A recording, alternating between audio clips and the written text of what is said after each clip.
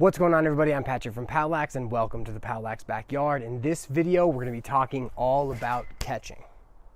As we begin to talk about catching, the first thing we're going to talk about is how exactly we are going to catch the ball. And it's pretty simple.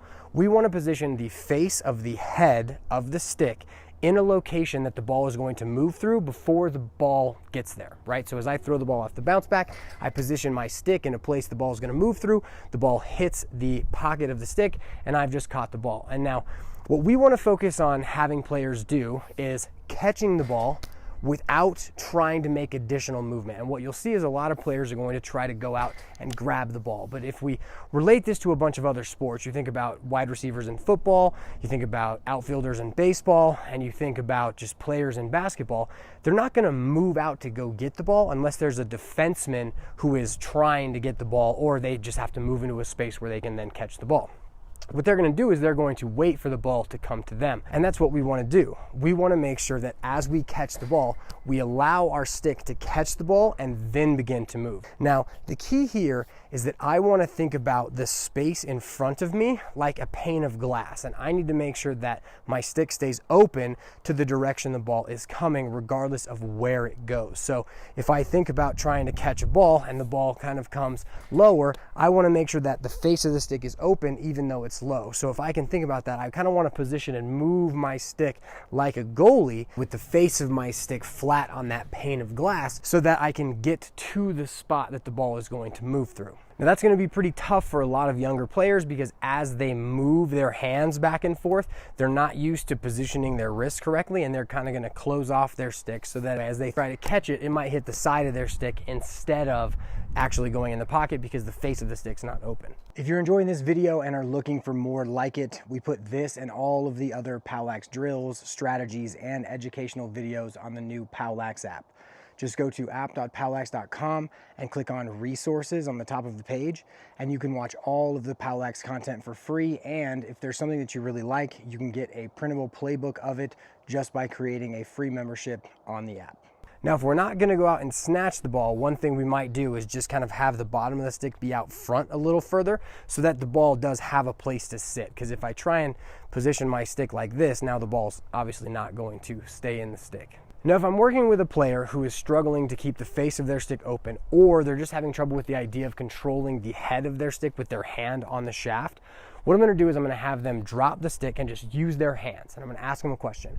Have you ever played baseball, football, basketball? If they answer yes, I'm going to say, cool, catch this ball. I'm going to toss them the ball like this, and hopefully their hand will track to the ball. That means it's not a problem of their eyes tracking the ball. It's just the fact that they're not used to having the stick in their hands.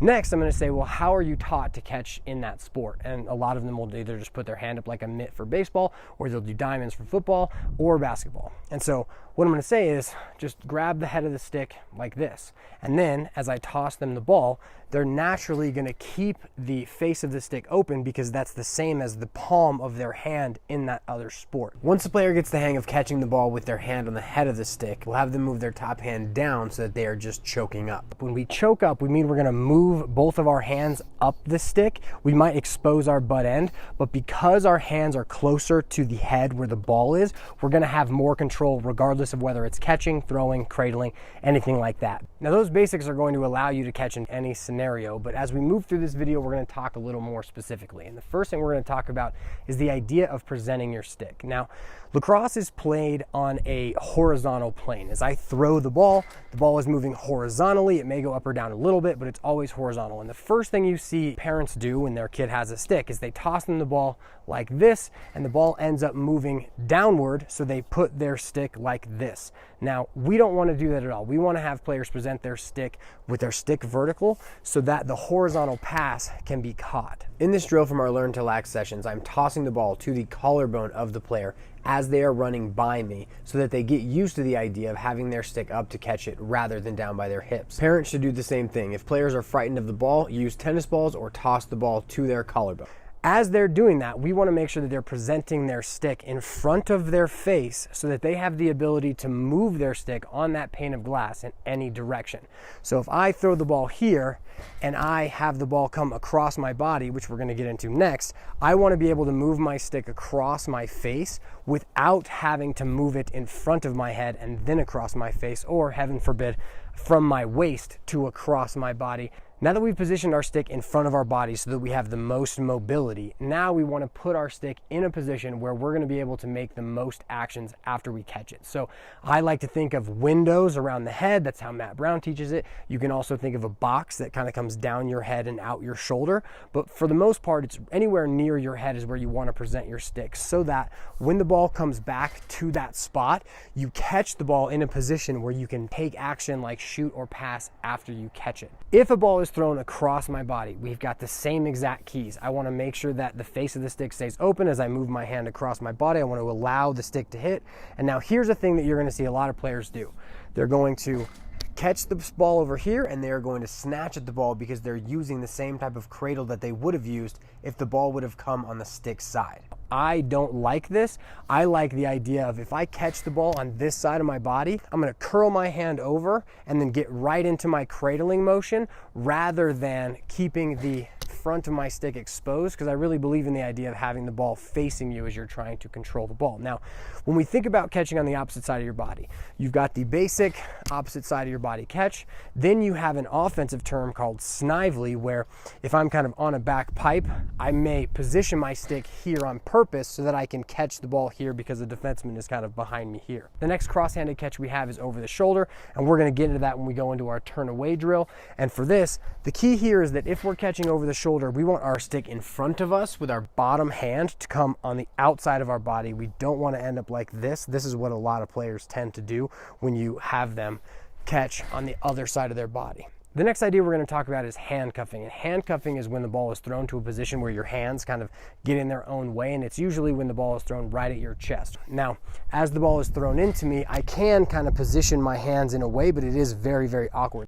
If you're a player or parent watching this thinking, this looks great, but will these reps actually pay off?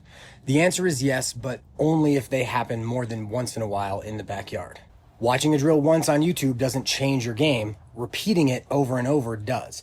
That's why we built the Skills Academy. 166 position-specific workouts, clear targets, simple, short videos so they know exactly what to do in the driveway or the backyard. It's gamified so players can earn badges, points, ranks, and see their progress get rewarded for the work that they put in before they get to see it for real on the field. If you want your kid to have a real plan, go to app.powlax.com and get them into the Skills Academy so the work that they do at home actually shows up on the field. Now we're going to cover some ways you can work on this skill at home. The first activity that we have when we talk about catching is just passing and catching in your backyard. Like my brothers and I and my dad, we used to do this for so long when I was younger, where we would just throw and catch in the backyard. And so I would get a ton of different balls that were thrown really, really high, really, really low. And as I just continued to play, I learned how to track the ball. I learned how to position my stick so that the ball would hit the pocket, and it really just helped. If you don't have two people who want to pass and catch with lacrosse sticks, there's always the possibility of combining two sports and having one player pass and catch with a baseball glove. The other thing is just playing. As you're playing with your family, do things like goalie wars, where you set up two goals and you use tennis balls and you kind of just shoot them at each other, so you can really get used to the idea of tracking the ball. The next drill that we have is just to do quick sticks. And now quick sticks kind of implies that it has to be fast, but I'm here to tell you that it definitely doesn't. So a quick stick is just the fact that when I catch the ball, I make no motion other than catching it before I throw it again. And what this is going to help us work on is not snatching at the ball. So as I get ready to quick stick, I'm going to accept the ball. I can't move from here, so I can't snatch at it. And then I just have to move it from there.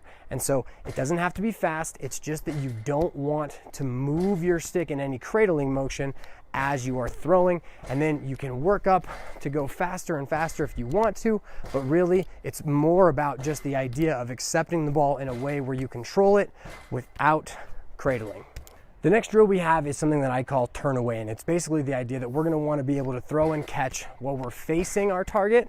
We're also going to want to throw and catch turned one way and then also turned the other way. Now, forward and turned with our stick behind us is relatively easy as far as catching. We're just throwing and catching across our body. Now, once we turn so that our stick is towards our target, now it gets a little more dicey. We're gonna turn our shoulders, point our butt end to throw, and now as we catch, we're gonna wanna throw it so that the ball comes in front of us. And notice how as I throw it and I catch it, the face of my stick stays open the entire time. I position my head so that the ball moves through it. I let the ball hit my stick, and now, once my hand is here and I catch it, I'm gonna curl my hand over, pull it right into my cradle position, and then get right up ready to throw again. The next drill we have is just using a tennis ball. The cool thing about tennis balls is that they're very light. And because they're so light, if there's any bit of like turning to go try to snatch the ball, if the tennis ball hits the side of your stick, it's just gonna bounce out rather than kind of push through it like a normal ball would. So throwing and catching with a tennis ball is highly, highly encouraged. Now the final drill we have is basically just being inventive so that you catch the ball in a way where your next action is really quick. So if I think about shooting and I think about shooting in tight, I'm gonna wanna throw the ball so that I catch it in tight and I'm immediately able to make a fake and finish or do any other kind of action. Now, another one that a lot of players like to do a lot is catching and being able to shoot the ball from wherever they catch from. So as I throw it and I catch the ball, I'm immediately going to take my shot after I catch it, and I'm gonna try to do it in one smooth motion. Now, if the ball comes to me kind of lower, I'm still gonna shoot from that spot because that's where I caught the ball from. But the key is that as I'm learning how to catch, I wanna make sure that I know that I'm ready to make a secondary movement right as I catch the ball.